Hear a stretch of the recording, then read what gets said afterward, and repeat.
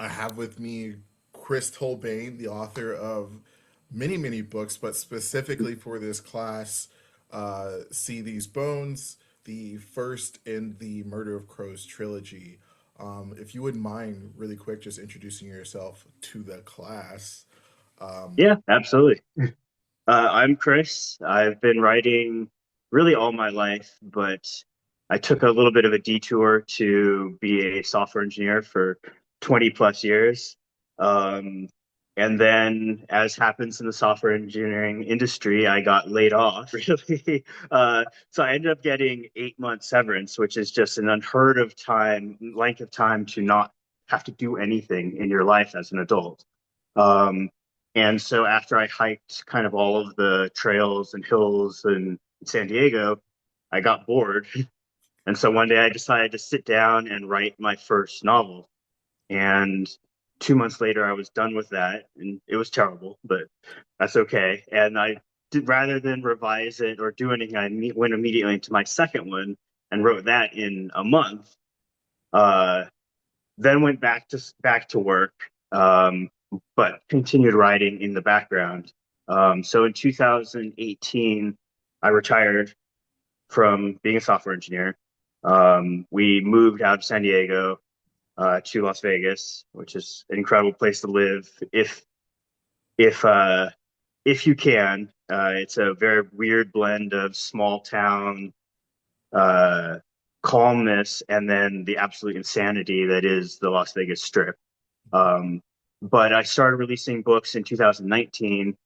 The first book I released was not the first book I wrote. It was the fifth book I wrote. But that was See These Bones. It did mediocrely, I'll say.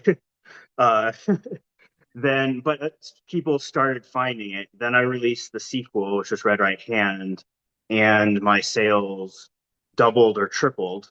And then I released One Tin Soldier, and I had my first ever five-figure month in royalties.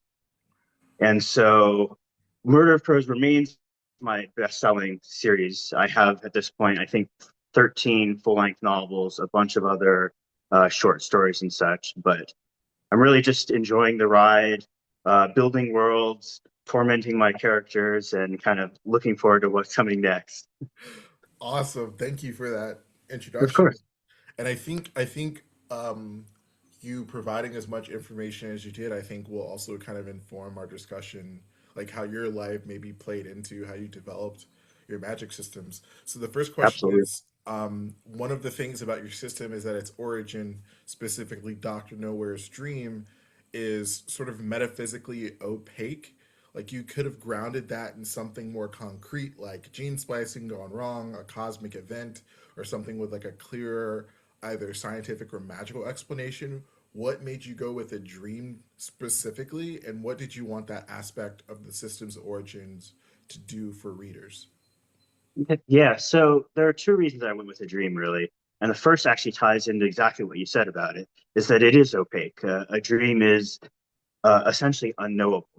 If you tie it into something concrete, Hadron Collider, experiment gone wrong, a biolab containment breakout, or even just a rocket launch into space, it comes like we all are aware of concepts like that. We're all aware of how that plays out. It comes with certain constraints and expectations. And as an author, then you're faced with either following that expected path or trying to subvert it. With a dream, you don't have any of that. So you are left with this unknowable starting point that can go anywhere. Mm. So I think that's cool from an author's perspective. But really, when you go into the world itself, the inhabitants of the world, especially that first generation after the break or during the break, they don't have anything that they can focus on either. They don't have any reported events. They don't have an enemy. They don't have a cause. And so I think without the who, the how, or the why, they're left to really just deal with the fallout and the ramifications of it. Mhm. And so it's really, and they're doing this, of course, as society crumbles around them, as literal chaos and the apocalypse plays out over the span of multiple years, the dream is just the inciting event. Um, so they're trying to think, how do we respond to what's going on? How do we figure out what has happened around us? How do we figure out modalities or systems to deal with it Mhm. and defend ourselves against and survive in general? And I think that's a really interesting take on it. They're in the same situation as the reader in that they don't have anything to build on. They can only really go from what they're experiencing and kind of work backwards. Mhm. And honestly, like the dream is just a theory, right? Mm. Dr. Nowhere is just a theory. Mm. Um, it's assembled from some anecdotal stories of people who were asleep at the time and whose dreams may have touched upon his dream or whatever.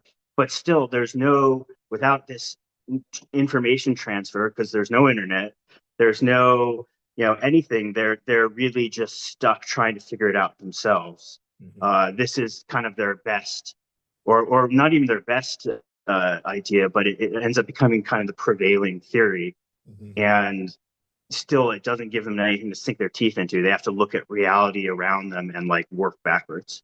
Mhm. And the second reason I went with the dream kind of ties into the first is that dreams aren't just unknowable, but lucid dreaming aside, Mhm. they're uncontrollable, right? Mm. And so dreams don't have to obey logic. They don't have to obey causality. They don't have to even obey chronology. Anything can happen in a dream, everything can happen in a dream, and it can all happen at the exact same time. And so, to me, as an author, that creates an incredibly fertile playground. Like, superpowers are in some ways the smallest thing that changed in the Mhm. dream. They're what is central to the story, especially this first book, and what the Free States in particular like focus on. Mhm. But you had the world change dramatically, like a continent disappeared, a cities vanished, some places reverted in time, like uh, thousands upon thousands of people in small regions died, millions to billions potentially died worldwide. Like contact was lost. So much happened. Monsters were introduced. It is like it's an environment where basically almost anything could happen. But to me, my way of trying to ground it, even though it's so fantastical in that way, is in how people respond to it. And people's Mhm. response to it is we have to live, we have to survive. We're Yeah. going to focus on whatever is the initial problem that we're facing right now, and we're going to try and just deal with that. And whatever else is out there is whatever else. Like we'll deal with it when it becomes our problem, essentially. And so I think for readers, there can be a little bit of a frustration in that you're not given an answer. But I think that's also true to reality in that there's a lot of times where we aren't given an answers. We don't know why something happened.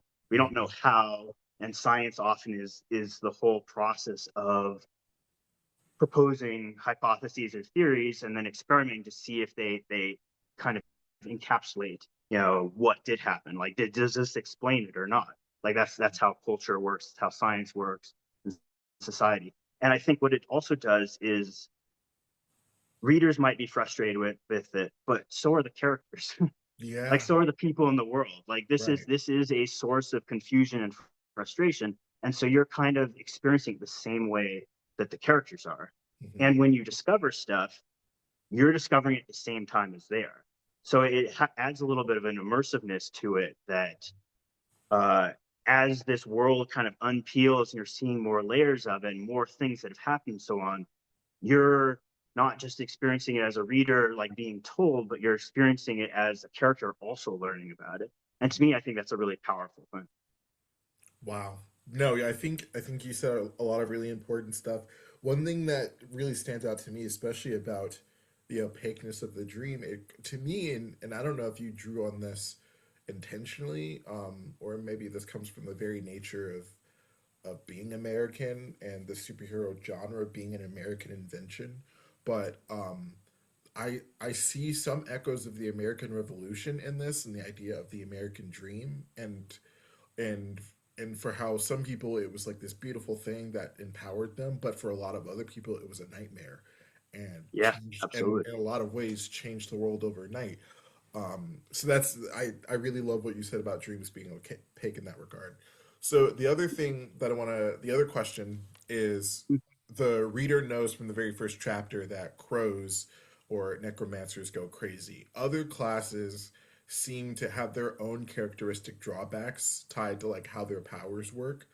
Was the principle that each power's cost should follow from its mechanism as a sort of design rule that you worked from, or was it something that came out as you built the classes themselves? So it was definitely a design rule from the start. And part of that was me trying to ground, again, what is a fantastic, I mean, superhero stories by their nature tend to be a little bit floaty.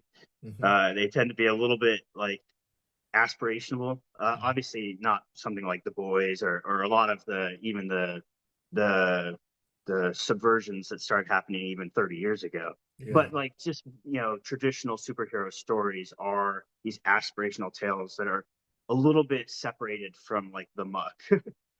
And so one of the things that I really wanted to do, and not just with the superpowers, but every action, every decision, every thing said has a cost or a consequence. Mm-hmm. And I thought that was really important to ground everything. And you see it a lot in the first book with Damien that, like, as much as he, misbehaves, we'll say, or, like says things he shouldn't say or does stuff, he's pretty much always getting slapped down by the world or by the people around him or like nothing he does. And you see this even more in the second book, which you've read, Mm-hmm. that even things he does for what he thinks are the right reason, like have lasting consequences that affect him. And so I wanted to carry that over into superpowers too. And so I really tried to look at how each power grouping, and of course it's hard because the powers manifest in such different ways, um, wildly different ways sometimes, but how they would impact physics, biology, and even like social situations. And to me, that's where you kind of come up with the flaws that come from like an empath, Kaylee, vibe from the series. They have to learn to shut out the emotions around them, or they're basically a train wreck, like she is to start. They Yeah. can't function. Um, a jitterbug has to learn to modulate their speed to whatever their actual durability is. Otherwise, they're literally going to tear themselves apart Right. running. Um, so I wanted everything to have something that was a problem and a reason that training and control mattered. It's not just about learning to be a cape, but it's learning about how to use your powers and overcome their disadvantages. And so the hope when the book starts, and I think throughout the first book at least, Mm-hmm. is that crows fall into that same category, and this madness that's endemic to their powers is something that can be at least mitigated through training and through control. Yeah. No, so that one of the things the students are learning about is specifically this week, actually, not the week that they'll see this recording, but the week that they're in That right we're now, which recording is, it. Uh-huh. yeah, like week two is specifically Sanderson's laws Uh-huh. of magic systems, and Yeah. how cost is more important than specifically what a power can do. Um, what would you say from, and this is like just a very small follow-up question, but which cost or drawback made you giggle the most? For me, it was um, the teleporter who gained Wormhole. yeah, wormhole who gains mass as she teleports. There's something just really funny about that, where you can go wherever you Yeah. want, but you're gonna I, get I think fatter. it's funny and it's also interesting because it plays so much off of like really you can see that could be from her perspective like the worst thing in the world.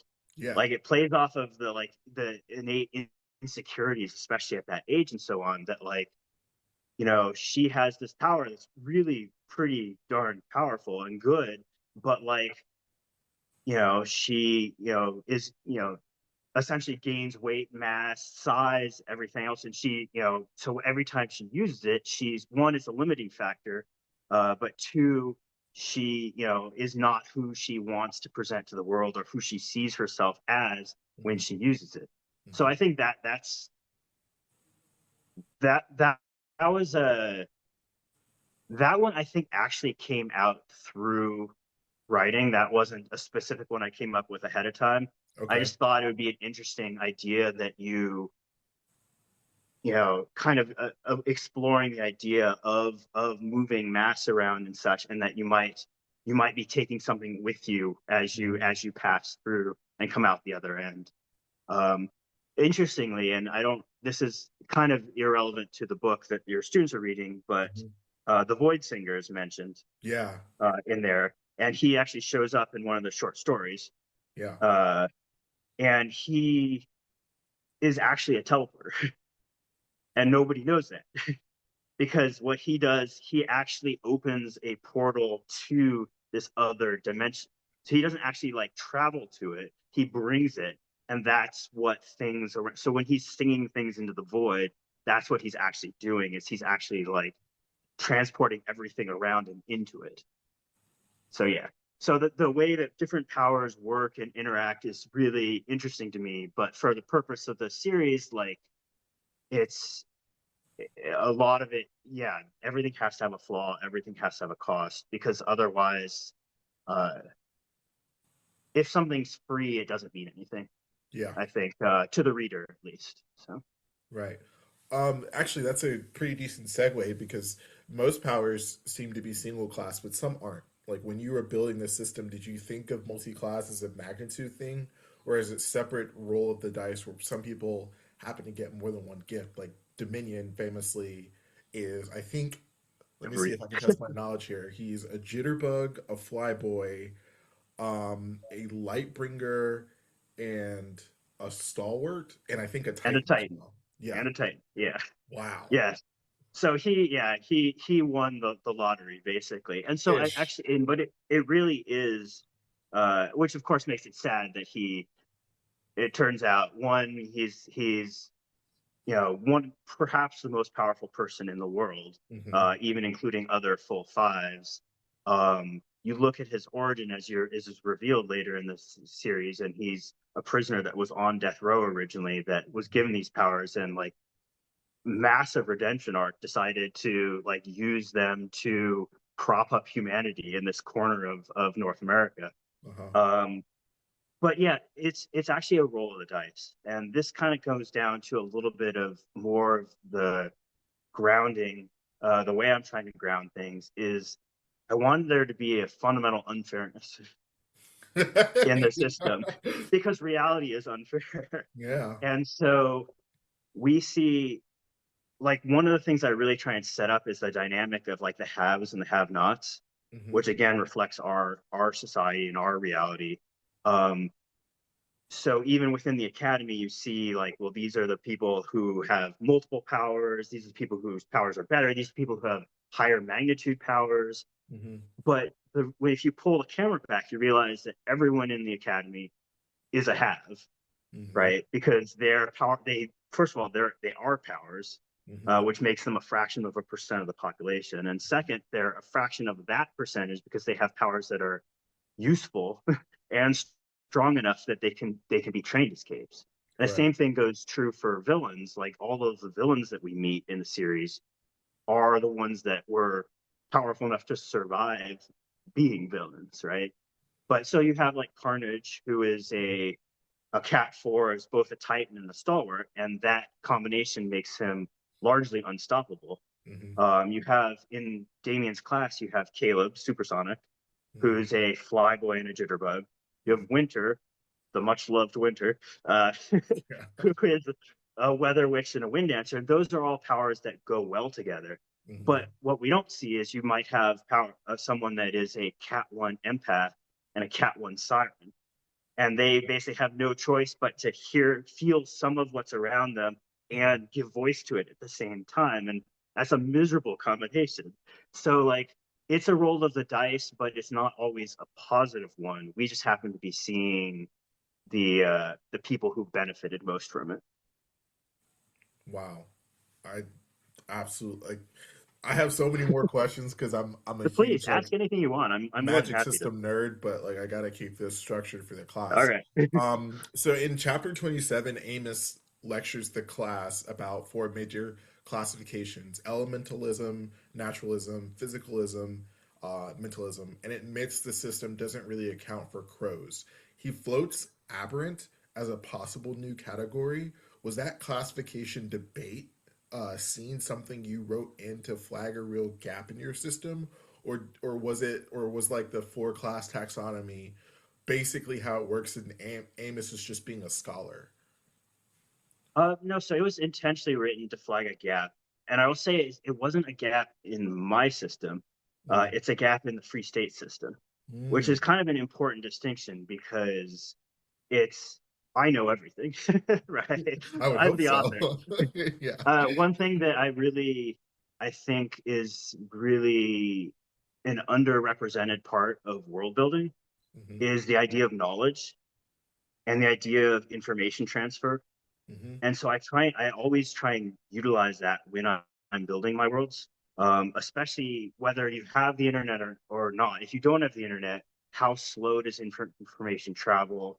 If you have like these distinct groups and nations that are at war, it slows down even more. Even if you do have the internet, how much is misinformation or AI or whatever, like muddying the waters?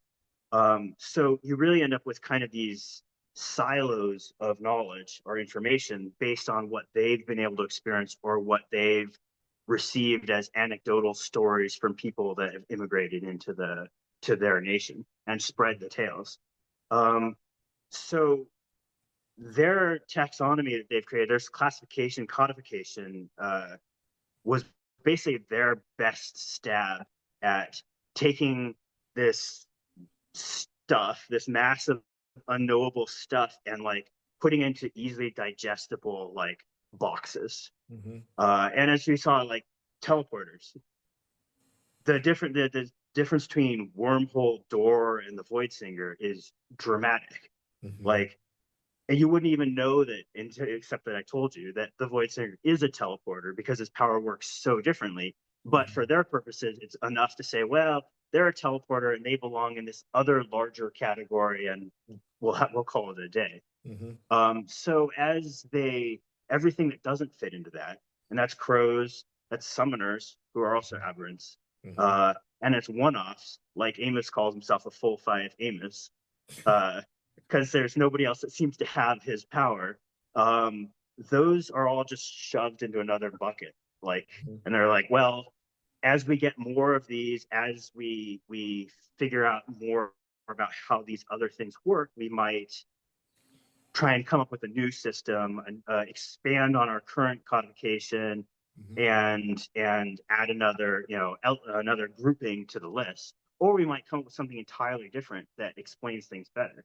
Hmm. The problem, of course, is that the inertia has its own power, Hmm. and the populace seized onto this and they liked it, and it explained things enough as far as they were concerned.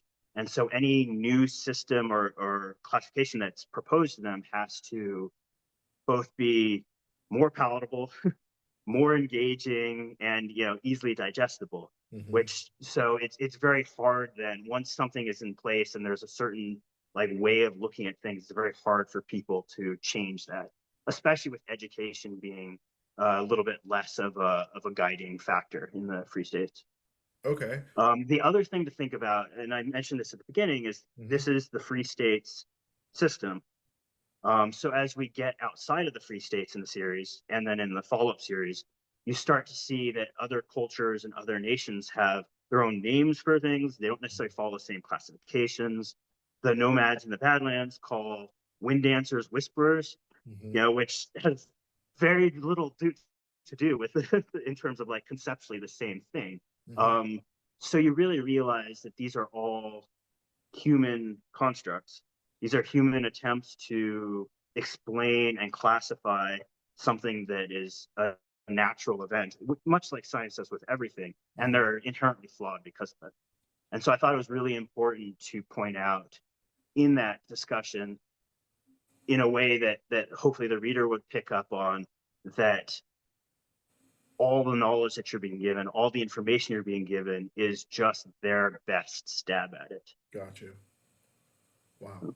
So if you can say this Yeah, without um, ruining any future plans you might have, what? Because this has been a burning questions ever since I've read it. Most of the names I think are kind of self-intuitive, outside of maybe the Void Singer, because there's a bunch of different ways that power set can go. Most of the names are pretty intuitive about like what that character's power classification might be. What yeah. on earth is Granny Apocalypse?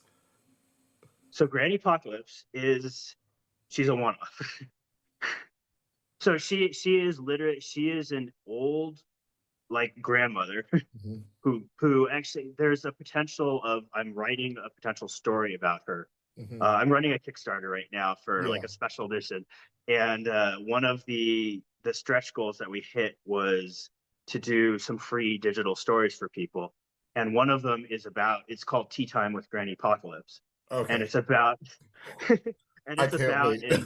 it's about a journalist essentially traveling into the irradiated wreckage of her former state, to where nothing exists except for one house sitting in the middle of this wasteland, and she's on the porch always drinking from a cup that never, of tea that never goes empty and stuff. So it's she is essentially uh, a nuclear bomb in a human form. And so she never ages. She never, like, if she ages, it's at the half life of the Wow. element decomposing. And but she's also a little bit like seen now. Like, she's old, she's lost a little bit of tether on reality. She doesn't obviously want visitors. She's worried about what her grandchildren are doing in the back, even though they aren't there anymore and Hmm. stuff. And so yeah, she's a one-off. So you have some full fives that are not. The Weaver is very much a shifter. Yeah. She's her own brand of shifter, but she's Yeah. her own. The But Weaver scene was absolutely terrifying. I was like, oh, "What in the thank world you. is happening?" I Yeah, love it that was scene. I great. love that scene so much. And yeah, for my students, you gotta read further to get to the Weaver. It is Yeah. like this. The whole post break world, I think, is absolutely worth it. But let's get to the last question. Yeah, of course. Uh, so one of the things that I this is like my own personal philosophy that I've found from my research, specifically in popular culture, but also in um, study of cultural heroism, is that world building is like never neutral. Looking at the system you built, what does it tell you about what you were thinking about when you wrote it? And did building it change any beliefs you personally have about power or identity? And I think this question goes beyond the sort of socio-political. I think it touches that, but I think there's also something, if we're getting to the concept of first principles, something fundamentally existential and Mm. humanitarian about world building. Yeah, for sure. I think you're true. I think you're really right on that. Like, you can't really, you can separate an author. An author potentially can hide their politics, Hmm. uh, sometimes better than others, but they can't really hide their perspective. It seeps into the world no matter what.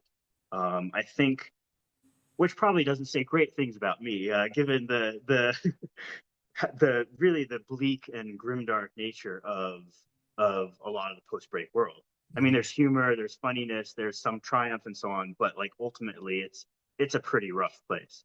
Um, so for me, it kind of ties into how I wanted to ground everything, and I'm grounding it in the reality that I see, and it is that people uh, are defined by so many factors that they can't control, Hmm. so many factors that impact and influence how they're seen by other people. And I wanted powers to be part of that. So, it's race, it's gender, it's, socioeconomic status, it's all of this stuff, like, that present these obstacles and these challenges that are sometimes, insurmountable despite the best efforts of the people involved.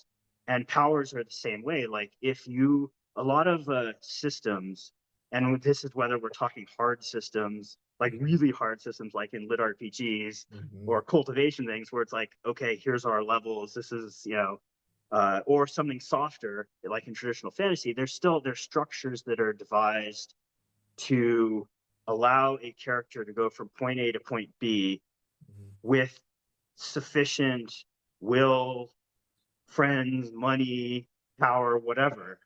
Like it's a path to follow. And like if you have enough of this, you will eventually get there no matter where you start. Mm-hmm. Traditional like, peasant to hero, peasant to king sort of thing. Mm-hmm. I didn't want that for my system. I feel like that is the American dream in some ways.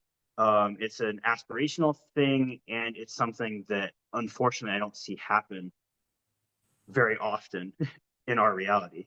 Mm-hmm. And so the powers are inherently limited in that whatever category you're given is the category you're given. So if you're a cat one, you're going to be a cat one no matter how much you train, how much you educate, anything. You can never kind of exceed that. Um, and it's unfair.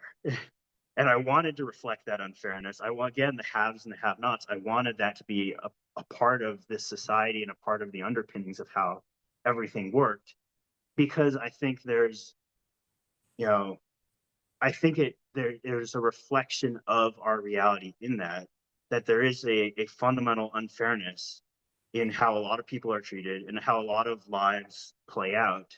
Mm-hmm. Um, and even on the positive side, right? There's some people that have unfair advantages and benefit from them in ways that nobody else does and such. So it's not necessarily unfairness just being a negative for a given individual. It's both ways, right? Like I wanted to reflect that in the system and in the world. And with Damien in particular, you have a scenario that is essentially an unwinnable scenario, right? And I wanted that. I say it from the very beginning of the book, maybe too often through the first book, that with the foreshadowing being done and so on, is like this is not going great places. Like Yeah. this is there things are going to get worse, and they're going to keep getting worse, and like you need to come. If you want to come along from the ride, please do. But just FYI, this Yeah. is the thing. And so, I mean, that to me was kind of where I wanted to start from. I wanted to start from there, one, because it creates an inherent conflict, Mm-hmm. uh, and a stress and a pressure of these like inescapable fates or inescapable origins, and like the need to still do something and still try and like grow and become someone. And then two, because it adds a little bit of level of sympathy Mm-hmm. uh, to a character who I think probably starts off not being super sympathetic. Mm-hmm. I mean, Damien is a lot. He's a lot to handle. Um, and I think that's grounded in reality too, right? Like how is someone whose father kills his mother and then goes away to superhero prison or supervillain prison, gets sent to an orphanage where nobody wants them, Mm-hmm. has no positive male role models, learns that he inherits the same power that drove his dad to kill his mom. Like, how does that person develop, especially as a teenager, where they're already like experiencing all the teenager stuff? Mm-hmm. Um, so I wanted to give him something sympathetic to kind of give you a reason to tie into him other than like his bits of protectiveness and occasional like memories of doing something right for people in the orphanage and so on. Yeah. As to how it changed as I wrote, I think there's something that I always kind of internalized, kind of from my dad, and from fiction and from stories and all this stuff, but never really verbalized, which was that it ultimately doesn't matter if you can win. Mm-hmm. It matters if you fight. And so there is a real significance and value and almost nobility in trying anyway. And, you know, trying to become a better person or protect the people you care for, or just develop in some way, even if you know what the ultimate end goal is. But I mean, in the end, honestly, we all know what the end result is death, right? Like, Yeah. no matter how great your life is, eventually, you die. Uh, and so it's kind of a zero sum game in that, but it's like what you do along the way really does matter, and it matters even more when you acknowledge that there is this terminal point or this unwinnable battle.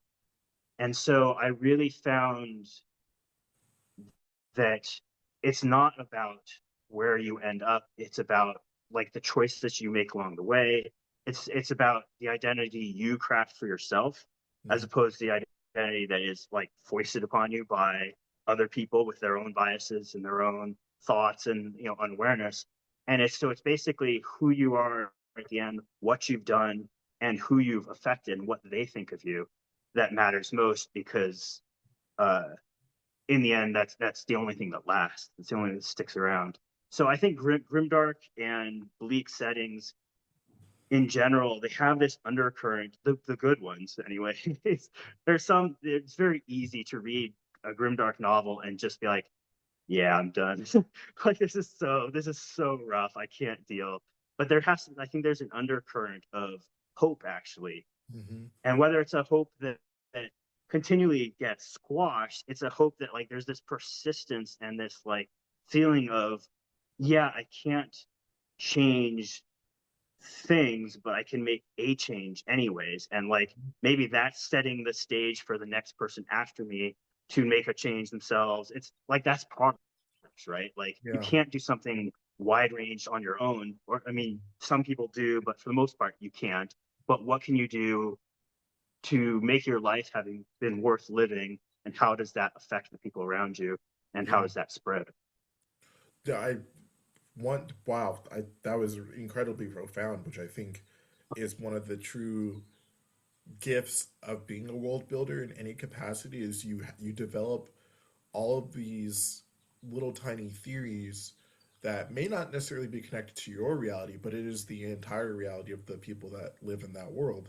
And I think there's also something really interconnected about it with, like, I see parallels to Percy Jackson when he starts out, like, in the first book, he says, if you're a demigod, your life is going to be terrible.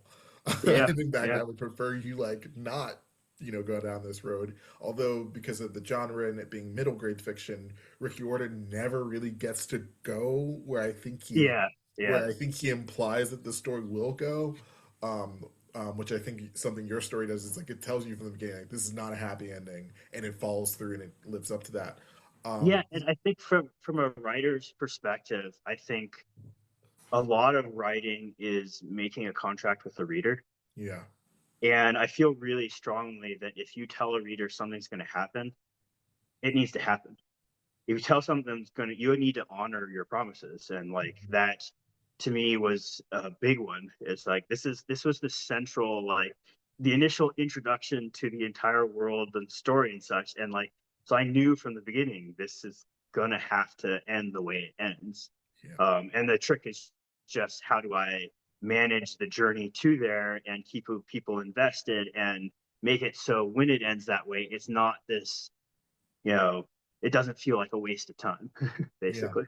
So if you have any advice for my students who their capstone project for weeks 5 through 7 is to build their own magic system and ideally their own world, what advice would you give them about their seed, like the nugget idea and growing it?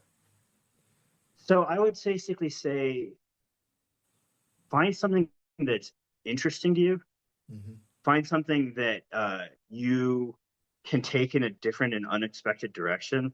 Everything has been done. Like literally everything has been done. My series uh, does its own thing, but it doesn't mean there aren't shades of Superpowers by Drew Hayes. Doesn't mean there's not Foulmouth series by Richard Rayleigh. Brandon Sanderson had his Steelheart series. Hmm. The Boys has some of the same like real.